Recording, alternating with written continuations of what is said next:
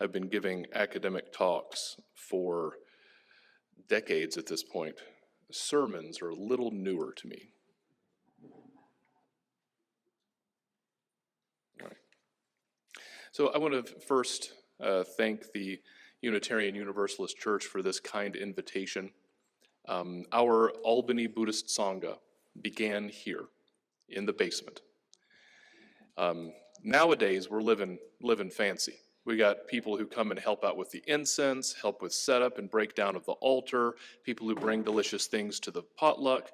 Back in the day, it was me with a backpack full of all the altar stuff, my 2 screaming children, and it was chaotic and delightful in all the ways that those things can be.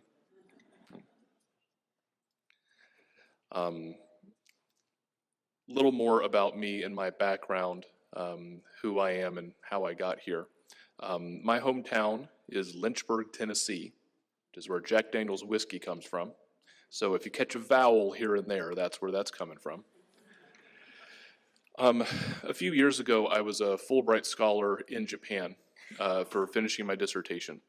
And in preparation, my professors at the University of Michigan had us write, like, self-introductions, kind of a personal statement. I was like, man, I don't know what to talk about. Then I was like, okay, I'm gonna try something weird, right?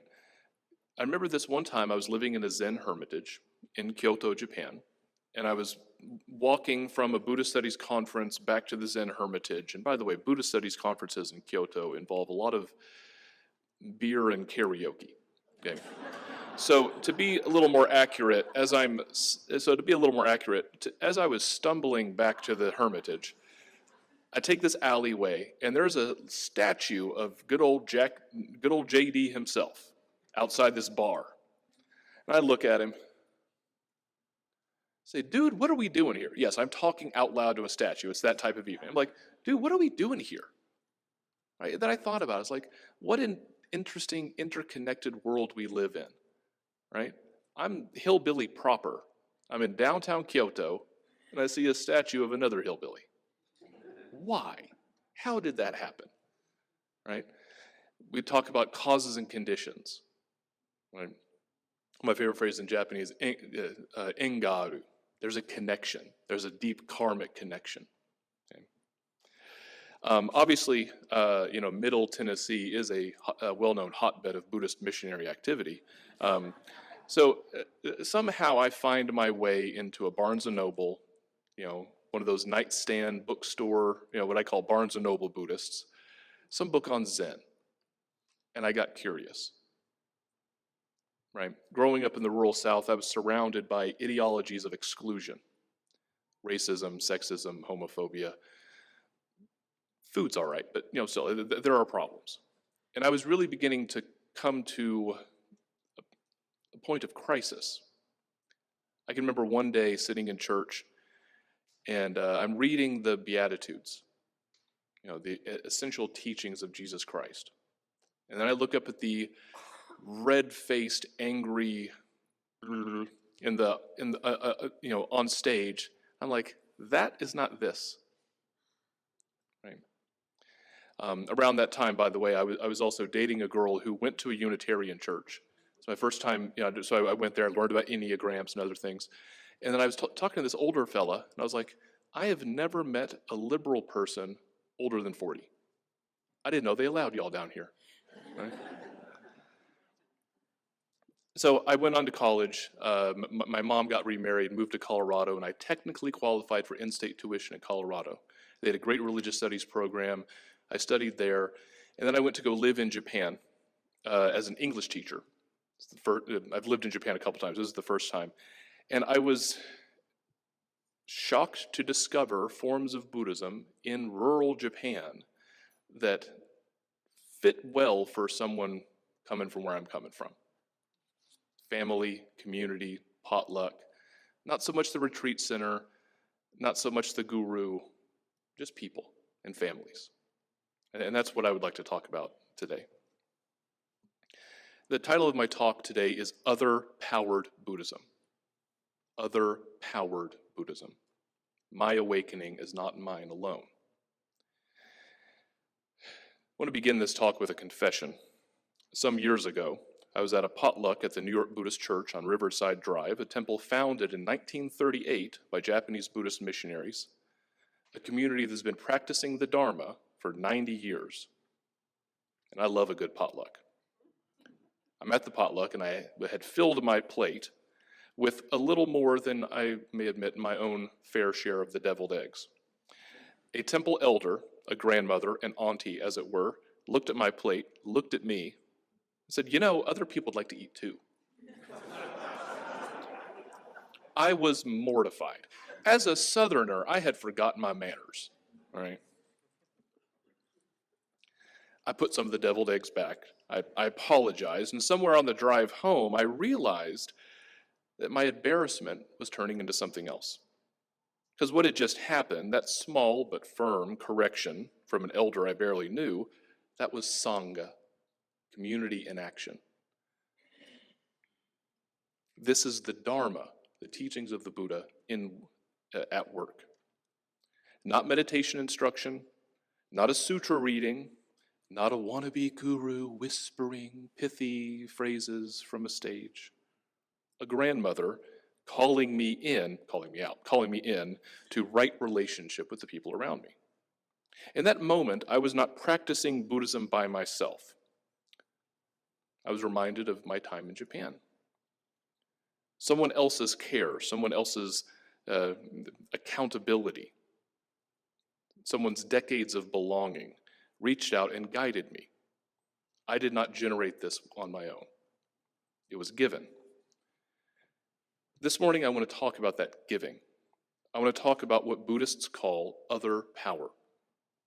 The recognition that awakening is not a private achievement, but something we receive, something that holds us before we know to reach for it. I want to talk about why that is hard for many English speakers to hear. I want to talk about where other power is already alive.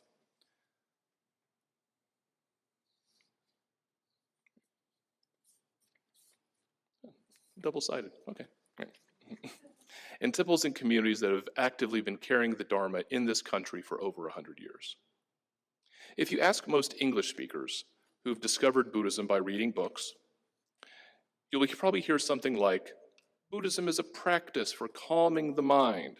It's a way to reduce stress, to be in the present moment. It's about discovering your own inner wisdom on your cushion, on your time. None of that's wrong exactly, but it is a strikingly shallow perspective on a tradition that has for 2.5 millennia been about families and communities, festivals and funerals, ancestors and meals and arguments, and the long, patient work of being in community with one another. Somewhere along the way, a particular demographic of Buddhists in America have reduced this cosmopolitan way of life to a technique for the individual, from a community in action to a self-help program. How did this happen? It is a longer story than I have time today, but the heart of it is this. Asian Buddhists came to this country starting in the mid-1800s. Chinese laborers, Japanese farm workers, Korean, Vietnamese, Thai, Sri Lankan, Tibetan, and many other communities, bringing the Dharma in many different forms, building their own temples, raising their own children. The lineage I'm a part of began as the Buddhist Mission of North America in 1899 and is now known as the Buddhist Churches of America. And they did this in the face of extraordinary hostility. The Chinese Exclusion Act, the 1924 Immigration Act that effectively halted Asian immigration for 40 years. Meanwhile, aggressive American missionaries were active in Asia. The forced removal and incarceration of 120,000 Japanese Americans during the Second World War, including Buddhist priests who were labeled enemy alien number 1. Anti-miscegenation laws, restrictive housing covenants, the whole architecture of American racism applied with particular ferocity to Asian communities and to Asian religions specifically. And yet, temples were built. Ministers led services behind barbed wire fences in concentration camps. Many of my mentors and Sangha friends share their experiences from living in these camps. Families came home to looted houses and temples and started over. Temples were named churches and designed to look like churches in an effort to Americanize. Then in the mid-20th century, something curious happens. A generation of predominantly white American writers and seekers, the beats, the counterculture, discovered Buddhism. And the Buddhism they discovered, in many cases, was sitting right there in the buildings that Asian American communities had spent 3 to 4 generations building, funding, and sustaining. The scholar Scott Mitchell, the president of the Institute for Buddhist Studies in Berkeley, California, in his book, The Making of American Buddhism, makes this point rather sharply. The popularizers of Buddhism in America did not, for the most part, build their own temples from scratch. They walked into temples that were already there. They studied with teachers whose lineages had been carried, often at great cost, by communities that did not always get credit. And when they wrote books and started centers, they presented Buddhism as if it had arrived in America fresh, stripped of culture, available as pure technique for the individualistic American mind. This is how we get self-help Buddhism that dominates our bookstore shelves. Not because that's what Buddhism actually is, but because it fit a particular American hunger, the hunger for a private solution, a personal solution to a systemic problem, the hunger for a practice that does not ask you to belong, the hunger for Dharma without aunties. The multi-generational temples did not go anywhere. They're still there. The New York Buddhist Church is still there. The temple in Seabrook, New Jersey, at Koji in Virginia, where Japanese Americans rebuilt their lives after the camps, are still there. Memorial services for the ancestors, Dharma school for the kids. Our Albany Buddhist Sangha began as a Dharma school. Buddhist women's associations across the country. The vitality is ongoing. What I want people to know is that this vitality has been systemically and intentionally erased by scholars who like Buddhist ideas but not Asian people, and by spiritual seekers who want an exotic experience but not accountability. When do we actually listen to the voices of multi-generational communities, which includes the 95-year-old member of the New York Buddhist Church who recently passed away, and their altar was donated to the UAlbany Buddhist Student Association. This also includes my blonde, curly-haired daughter, who helped set up things for potlucks. We find a vast array of teachings and insights that reveal Buddhism is not simply meditation, technique, or philosophy. I call this approach other-powered Buddhism, as opposed to self-powered Buddhism.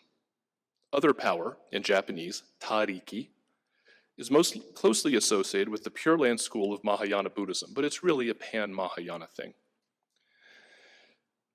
Shinran Shonin, the founder of my lineage, Jodo Shinshu, was a 13th century revolutionary and founder of a new form of Buddhism. The tradition of the New York Buddhist Church and that of most Japanese and Japanese Americans in both North and South Americas belong to this tradition. Shinran Shonin's central insight was deceptively simple. He said, I cannot save myself. I cannot meditate myself to Buddhahood.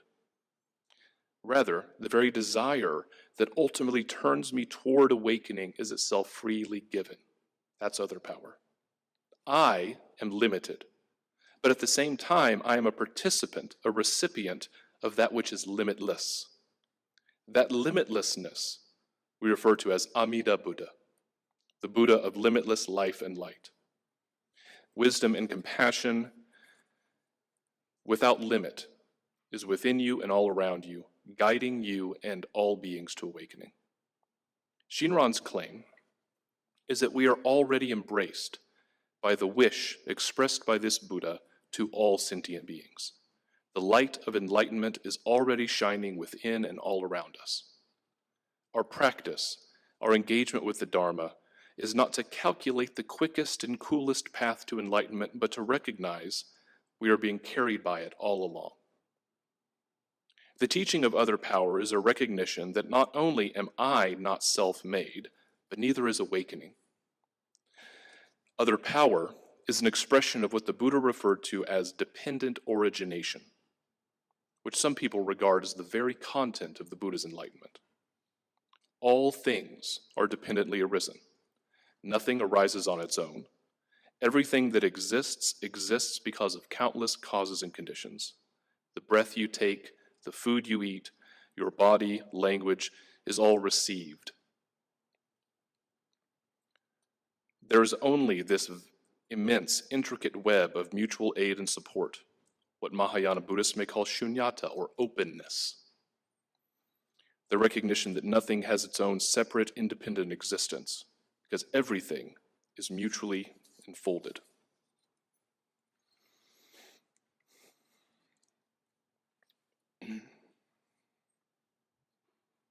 Therefore, of course, enlightenment is given. Everything is given. In the Shin tradition, we say, you are embraced, never to be abandoned. But, like Dorothy in The Wizard of Oz, I can explain it to you, but you won't really believe me until you see it for yourself. The bishop of Buddhist Churches of America used that in a Dharma talk recently, and I'm borrowing that. Even the Buddha himself did not awaken alone. The story of the Buddha is sometimes conveyed as if it is the solitary male protagonist on his hero's journey. But when we pay attention to all of the characters in the story, a different picture emerges. The Buddha's mother died a few days after he was born. His aunt, Mahapajapati, not only raised him, but would go on to be the founder of the monastic order of Buddhist nuns. Upon his realization that self-power practice of extreme asceticism would only kill him, he encountered a young woman named Sujata, who fed him. He met a farmer who gave him a straw mat to sit on. And upon his awakening, when Mara, the evil one, contested his effort to attain awakening under the tree of enlightenment, the Buddha touched the earth, asking her to bear witness. And the earth goddess herself roared a mighty roar. Now, in another tradition, the earth goddess appears apparently mid-bath, and she takes her long braid and she twists it out and washes them away. You see these beautiful Thai tapestries like that. So whether it's a roar, whether it's a good ring of the braid, either way, the earth goddess shows up and is like, y'all cut it out, right? So thinking about the earth, the classical stories of the Buddha's life do not begin with once upon a time there was a great man who achieved awakening. No, it begins countless eons in the past, and over many lifetimes this being has experiences, helps people, is helped by people, and then ultimately becomes the dude we think of as the Buddha. The earth goddess was there for the whole thing, supporting every step along the path. We think of it like that, it's not just his story, it's our story as well.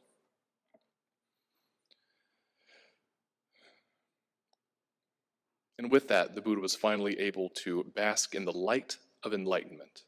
Namo Amida Butsu. Later in the story, Buddha's wife and son and the rest of his family join him on the path. The Buddha's awakening was not about his awakening alone, but the awakening of all beings. This is what Jodo Shinshu Buddhists mean when we speak of Amida Buddha, light and life immeasurable.